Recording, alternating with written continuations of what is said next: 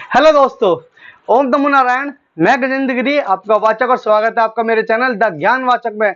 तो दोस्तों, जैसा कि आप सबने शुक्राचार्य के बारे में सुना होगा, दैत्य गुरु शुक्राचार्य कौन थे, कैसे इनकी उत्पत्ति हुई, और ये जिनकी राशि में बैठ जाते हैं, पता है आपको, वह धन्य धान्य से परिपूर्ण हो जाता है। उसके पास संपत्ति की कोई कमी नहीं होती और बहुत ही सुंदर व्यक्ति होता है। और जिसके पास शुक्राचार्य की कृपा हो वो बहुत ही ऊपर आ जाता है, दैत्य गुरु होने के बाद भी।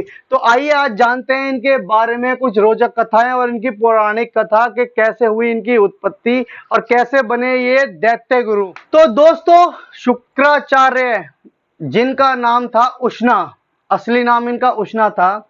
इनके माता पिता का नाम ऋषि भृगु। भृगु जो थे, देखिए मेरे वंशज हैं, मेरा भी गोत्र जो है भृगु ही है। और इनकी माता का नाम जो है वो ख्याति है। शायद मैंने आपको आज तक ना बताया हो कि मेरा गोत्र जो है भृगु है। तो चलते हैं आगे।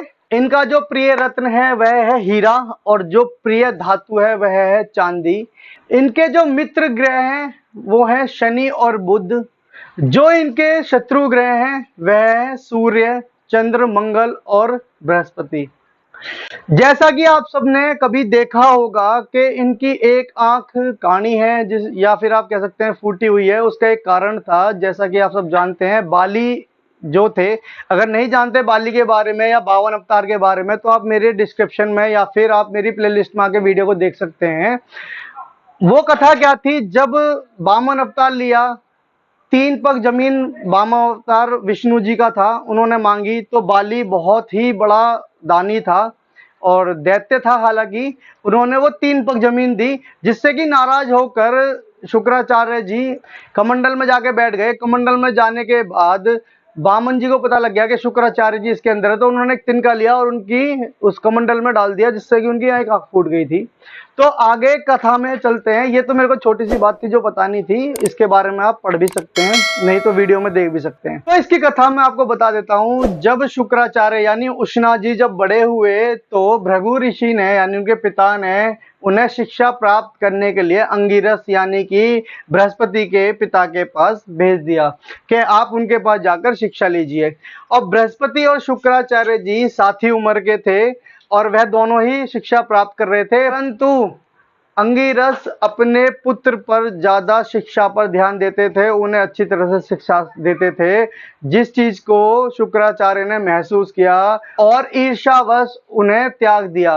उन्होंने उनसे शिक्षा लेने बंद कर दी और वह गौतम ऋषि के पास जाकर शिक्षा लेने लगे।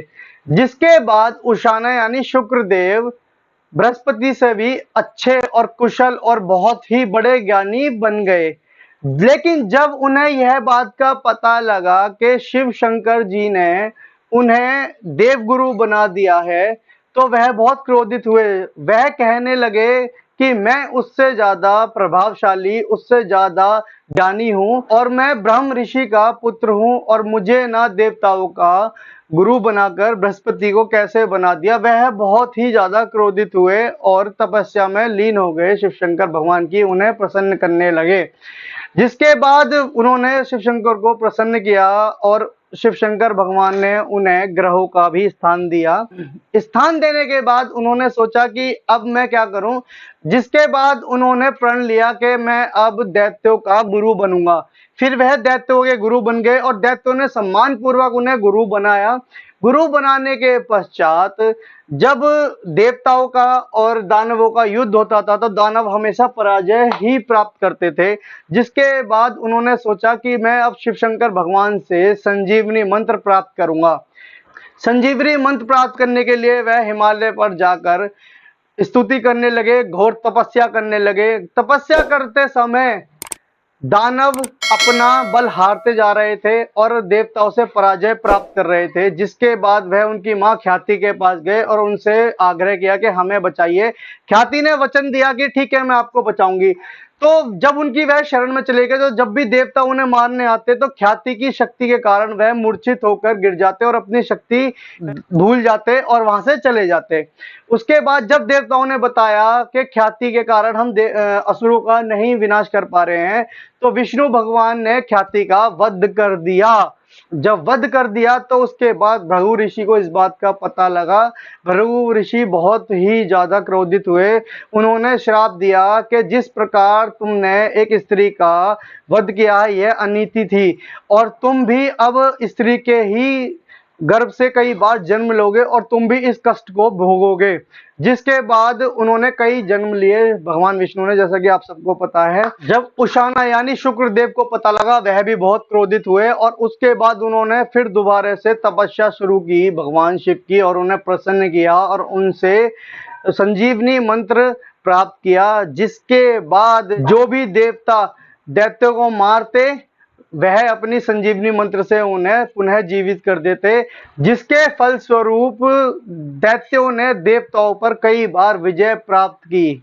और शुक्राचार्य की महानता का मैं क्या वर्णन करूं, आपको पता भी नहीं होगा शायद। वो दैत्य गुरु होने के बावजूद उन्होंने बृहस्पति जो उनके शत्रु थे उसके पुत्र को संजीवनी मंत्र भी दिया था, और वह खुद मर भी गए थे उसके कारण ही।